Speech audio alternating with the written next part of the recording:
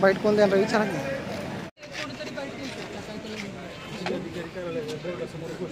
काय सांगाल, काय आंदोलन आहे तुमचं, कशासाठी चाललंय सर? दिनांक 25/5/2024 रोजी रात्री 9:15 वाजता शिंगोलीचे तलाठी गोकुळ शिंदे साहेब आणि मंडळाधिकारी आंबेजवळगे सर्कलचे यांना रात्री 9:15 वाजता आनंदनगर पोलीस स्टेशनच्या कर्मचाऱ्यांनी चौकशीसाठी म्हणून अटक केली आणि आनंदनगर पोलीस स्टेशन इथे घेऊन गेले।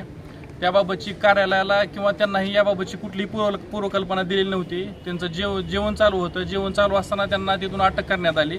तिथून त्यांना पोलीस स्टेशनला नेऊन रात्री 1-1:30 वाजेपर्यंत बसवण्यात आलं।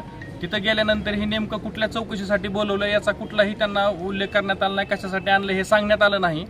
आणि त्याच्यानंतर ज्यावेळेस 4 वाजता त्यांना सांगितलं की तुमच्यावर FIR दाखल करण्यात आलेला आहे आणि असं तुमचं एक पोलीस रिन्युअलचं प्रकरण होतं ज्याच्यामध्ये तुम्ही अहवाल दिलेला होता। त्या अहवालामध्ये चुकीचा बॉन्ड सादर झालेला आहे, त्या चौकशीमध्ये आलेला आहे आणि त्या चौकशीच्या अनुषंगानं अशा एका बरमगावच्या जाधव नावाच्या व्यक्तीनं आपल्या विरुद्ध फिर्याद देऊन आपल्यावर गुन्हा दाखल करण्यात आलेला आहे। आणि त्याच्यामध्ये योगेश खरमाटे साहेब जे आपल्या SDM साहेब होते पूर्वी ते उपविभागीय अधिकारी, त्यानंतर कुदळे साहेब जे मंडळ अधिकारी आणि तलाठी शिंदे साहेब या तिघांवर गुन्हा दाखल करण्यात आलेला होता आणि शिंगोलीचे पोलीस पाटील मगर म्हणून त्यांच्यावर गुन्हा दाखल करण्यात आलेला होता। आणि त्यानंतर त्यांना 4 वाजता मेडिकलला नेण्यात आलं आणि तिथून पुन्हा पोलीस स्टेशनला कोठडीमध्ये आणण्यात आलं आणि याबाबतची त्यांचा अटक केल्यानंतर त्यांचा फोन घेऊन स्विच ऑफ करण्यात आलेला होता। त्यामुळे कार्यालयालाही याबाबतची कुठलीही कल्पना नव्हती की त्यांना अटक करण्यात आलेला आहे।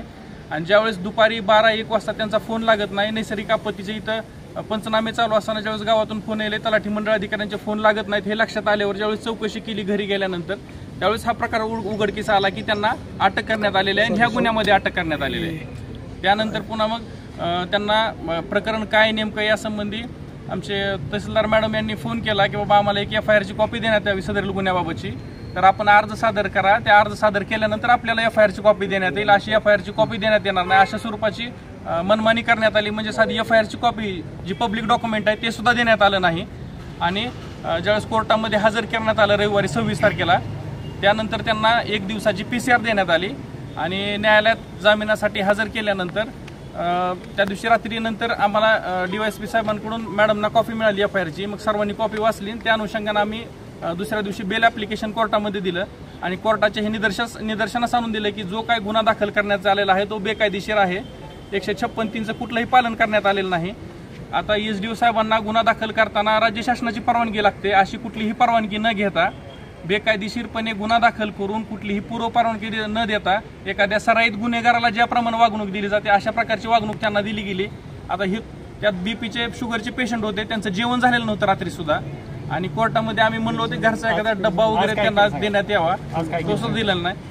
आज आम्ही सर्व तलाठी मंडळ अधिकारी संघटना धाराशिव जिल्हा, त्यानंतर कोतवाल संघटना धाराशिव जिल्हा, त्यानंतर तहसीलदार नायब तहसीलदार संघटना आणि उपविभागीय अधिकारी संघटना यांनी निवेदन दिलेलं आहे की जोपर्यंत हे काय कायद्याचं पालन न करता जी बेकायदेशीरपणे गुन्हा नोंदवलेला आहे त्या पोलीस अधिकाऱ्यांवर जोपर्यंत कारवाई होत नाही तोपर्यंत आमचं बेमुदत आंदोलन चालू राहणार आहे। काम बंद आंदोलन राहणार आहे आमचं महसूल प्रशासनाचं। दाखल करून कुठलीही पूर्वपरवानगी न देता एखाद्या सराईत गुन्हेगाराला ज्याप्रमाणे वागणूक दिली जाते अशा प्रकारची वागणूक त्यांना दिली गेली। आता हे त्यात BPचे शुगरचे पेशंट होते, त्यांचं जेवण झालेलं नव्हतं रात्री सुद्धा आणि कोर्टामध्ये आम्ही म्हणलो होते घरचा एखादा डब्बा वगैरे त्यांना देण्यात यावा, तो सुद्धा दिलेला नाही। आज आम्ही सर्व तलाठी मंडळ अधिकारी संघटना धाराशिव जिल्हा, त्यानंतर कोतवाल संघटना धाराशिव जिल्हा, त्यानंतर तहसीलदार नायब तहसीलदार संघटना आणि उपविभागीय अधिकारी संघटना यांनी निवेदन दिलेलं आहे की जोपर्यंत हे काय कायद्याचं पालन न करता जे बेकायदेशीरपणे गुन्हा नोंदवलेला आहे त्या पोलीस अधिकाऱ्यांवर जोपर्यंत कारवाई होत नाही तोपर्यंत आमचं बेमुदत आंदोलन चालू राहणार आहे. काम बंद आंदोलन राहणार आहे आमचं महसूल प्रशासनाचं.